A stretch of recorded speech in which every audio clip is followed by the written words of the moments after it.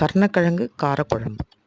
கொஞ்சம் எண்ணெய் ஊற்றிக்கோங்க, வெந்தயம் போடுங்க, சோம்பு, சீரகம், கடுகு, கருவேப்பிலை, காஞ்ச மிளகாய் போட்டு நல்லா பொரியட்டோன்ட்டு சின்ன வெங்காயம் போட்டு நல்லா வதக்குங்க. வதக்கின உடனே மிளகாத்தூள், சாம்பார் பொடி, மஞ்சள் பொடி போடுங்க.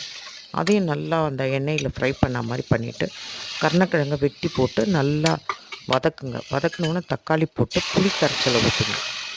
கொதிக்கும் போது கொஞ்சோண்டு உப்பு, மிளகுத்தூள் போடுங்க. மிளகுத்தூள் போட்டு குக்கரை மூடிட்டு 2 விசில் வைங்க.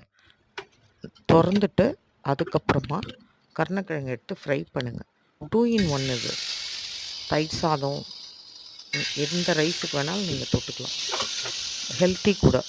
லைக் பண்ணுங்கள், ஷேர் பண்ணுங்கள், கமெண்ட் பண்ணுங்கள், மறக்காமல் சப்ஸ்கிரைப் பண்ணுங்கள்.